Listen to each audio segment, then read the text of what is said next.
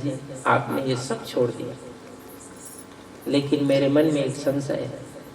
इस सब छोड़ने के बाद आपने पाया क्या, ये मुझे बताओ। इसको छोड़ा है, इसका मतलब कुछ पाया तो नहीं। क्या पाया मुझे बताओ।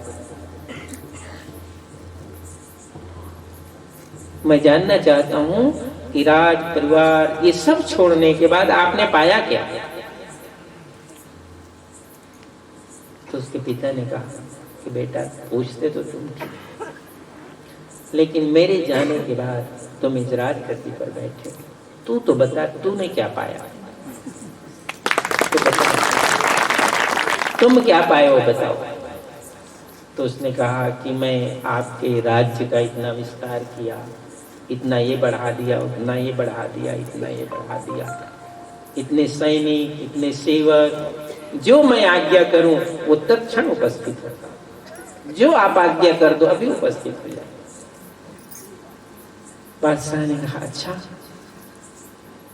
उसने अपनी झोली से एक सुई निकाली और तालाब में फेंक दिया। उस सुई को तालाब में उसने फेंक दिया। तुम्हारी एक आज्ञा से सब कुछ हो जाता है, सबको आज्ञा दे ये सुई निकाल कर मेरे पास ला।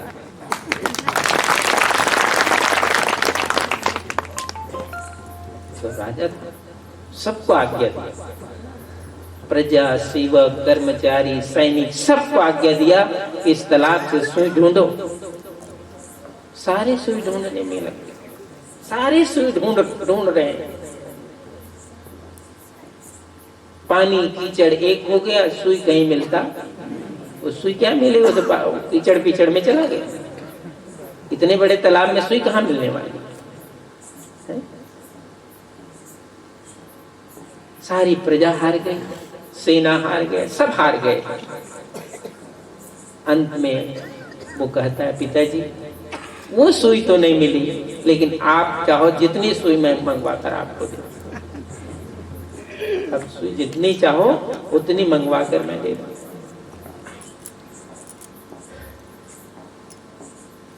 तो तुम तो कह रहा था ना कि मैंने ये कर दिया, वो कर दिया, ऐसा कर दिया, वैसा कर दिया, एक सुई तो तुम मेरा निकाल नहीं पाए। मैं कैसे जानूं कि तुमने ये कर दिया कि वो कर दिया, ऐसा बढ़ा दिया, इतना सेना बढ़ाया, ऐसा किया। सुई तो निकाल, मेरी सुई चाहिए मुझे। अब तुमने पूछा है कि आपने क्या कमाया, आपने क्या कमाया, ये पूछा है ना तुमने। प्राइम बात, थोड़ी देर ध्यान में बैठा और थोड़ी देर बाद एक मछली अपने मुंह में वो सुई निकाल कर वापस ले आई।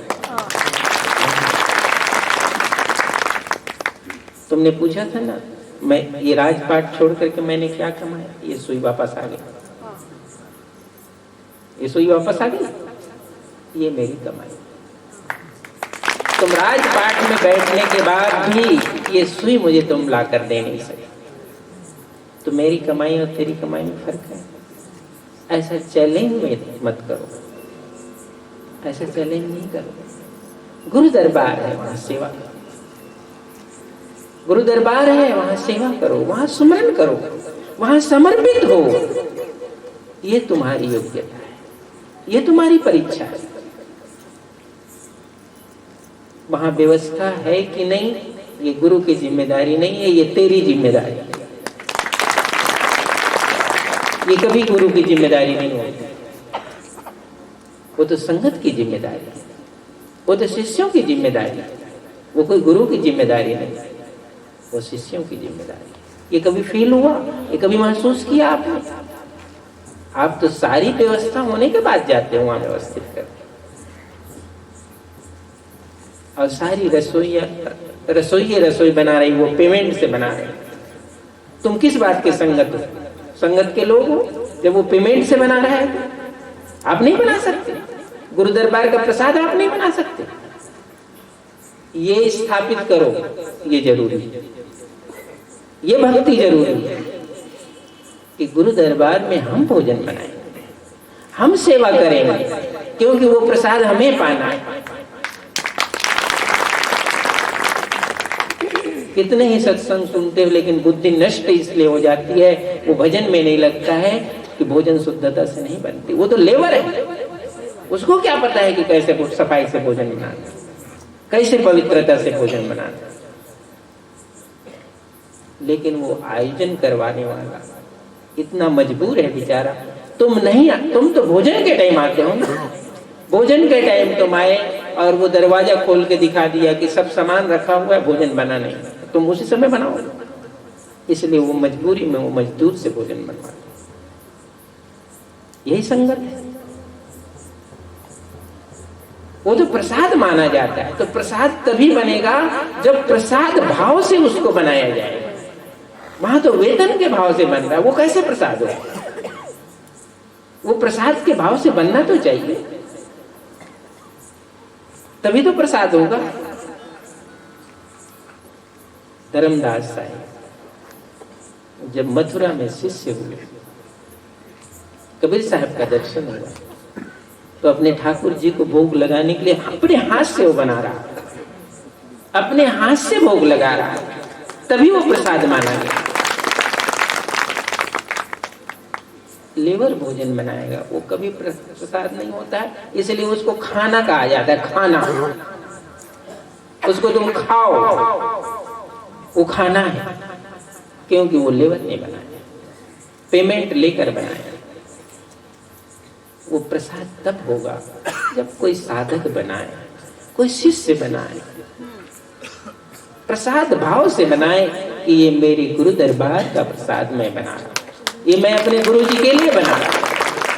उसके मन में ये भाव तो रहे कि मैं अपने गुरु जी के लिए बना रहा।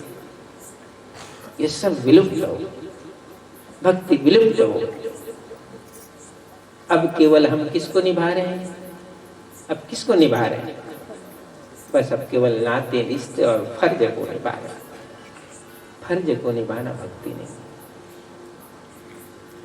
फर्ज के निभाने को भक्ति नहीं कही जाती। वो तो फिर नाते रिश्ते सगे संबंध हो गए, हम फर्ज को निभा रहे। भक्ति का मतलब होता है सेवा से।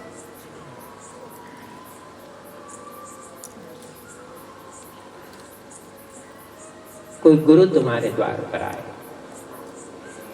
संत तुम्हारे द्वार पर आए, पानी लेकर तुम जाओ गुरु जी को देने के लिए, और तुम कह दो नौकर को तू पानी ले जा कर पिला, कितना फर्क पड़ा? कितना फर्क पड़ा? तुम किसी घर मेहमान जाओ, अपने ही नाते रिश्ते के घर मेहमान जाओ, वो नौकर को भेज दे तुमको पानी पिलाने के लिए, कितना फर्क पड़ता? फर्क नहीं समझ में आता। तो ये दरबार का प्रसाद में फर्क नहीं पड़ता है। वो जो प्रसाद सदगुरु को बन रहा है, संगत को प्रसाद बन रहा है, तो कोई भक्ति भाव से बने वो प्रसाद होता है। उस प्रसाद के पाने से रूखा हो, सूखा हो, कुछ भी हो, तुम्हारे हृदय में सात्विक वृत्ति जागृत होगी, और उस सात्विक वृत्ति से भक्ति का संबंध, उस सात्विक वृत्ति से भक्ति का। वहां टेस्ट नहीं देखते, वहां टेस्ट नहीं देखते। इसलिए गुरु दरबार में जैसे ही हम प्रवेश करते हैं, सिर शरीर झुकते चला जाता है, झुकते चला जाता है, ऐसा झुकते चला जाता है। ये इसका नियम है।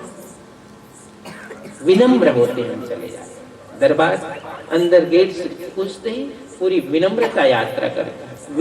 मैं यात्रा नहीं करता, मेरी विनम्रता यात्रा करता। इसलिए जैसे ही वहां से हम पूछते हैं, हम कोई जाति नहीं होते, हम पाती नहीं होते, हम कोई सेठ नहीं होते, कोई साहूकार नहीं होते, हम संगत होते हैं। हम संगत में प्रवेश कर गए, हर व्यक्ति संगत है। इसलिए उसको कहा जाता है हंसों का दरबार। ये दरबार किसका है? ये हंसों का दरबार, ये गुरुमुखी लोगों का दरबार। यहाँ हंस बैठे, किसी से नहीं पूछा तुम किस जाति को, किस धर्म को, क्या नहीं। ये साहब के दरबार के हंस, ये सब हंस, ये गुरुमुखी है। ये उस मर्यादा को जानते हैं, उस भक्ति को जानते हैं। ये धर्मदास की परंपरा है, ये धर्मदास साहब की भक्ति परंपरा। कैसे चंवर डुलाऊं, कैसे भोजन बनाऊं, कैसे भोग, ये भजन पढ़ते हो ना, शब्द गाते हैं, सुने नहीं? कैसे चंवर डुलाऊं, कैसे भोजन कराऊं, कैसे भोजन पकाऊं, क्या भोजन बनाऊं, ये भक्ति भाव है। इसका ये शब्द में वर्णन हो चुका है। ये कैसे भोजन बनाऊं, कैसे चंवर डलाऊं, कैसे आसन बिछाऊं, कैसे स्वागत करूं, ये भजन बना हुआ है। ये भजन तभी बनता है जब वो भक्ति के भाव से आए। ये भक्ति के भाव से आए। ये संतों साधकों की परंपरा, ये हमारे संगत की परंपरा। और इसके अभाव में सब केवल फॉर्मेलिटी निभाई जा रहा है, फॉर्मेलिटी निभाई जा रही है। इसीलिए वो आनंद खिलता नहीं, वो आनंद दिखाई नहीं पड़ता। छगनलाल जी हैं नहीं? छगनलाल जी बड़े भाव से इस स्थान पर धर्मदास साहब की पुण्यतिथि का संकल्प, लेकिन वो आनंद दिखना चाहिए, वो आनंद दिखाई पड़ना चाहिए। आनंद जब दिखता है तो उसका संकल्प पूरा होगा। आनंद जब नहीं दिखता है तो संकल्प दिखाई नहीं पड़ता। संकल्प दिखे। हम भक्ति भाव की परंपरा को आगे बढ़ाने वाले हैं। सात्विकता, पवित्रता, खान पान, रहन सहन, ये सब हमारे भक्ति का अंग है। इसलिए धनी धर्मदास साहिब ने विनम्रता से सदगुरु की भक्ति के साथ साथ उस सुमरन को, उस साधन को, उस नाम की महिमा को, ज्ञान पान करवाना को एक मार्ग बनाया। और उस मार्ग में चलने के लिए वो अपना शीश झुका, अपने जीवन समर्पित कर दिया। उसका दिखाया हुआ ये पथ है, उसका दिखाया हुआ ये मार्ग है। आज आप सब 3 दिन तक, 4 दिन तक इस आयोजन का लाभ लिए।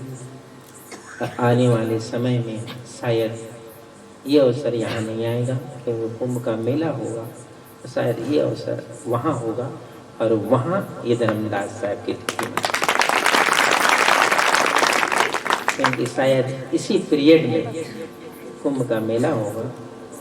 आधा फागुन पूरा हो जाएगा सारे, आधा फागुन पूरा हो जाएगा। कहाँ? तो 3 तिथि पूरी हो जाएगी, आधा फागुन शिवरात्रि तक। कौन सी 3 तिथि? स्याही 3, स्याही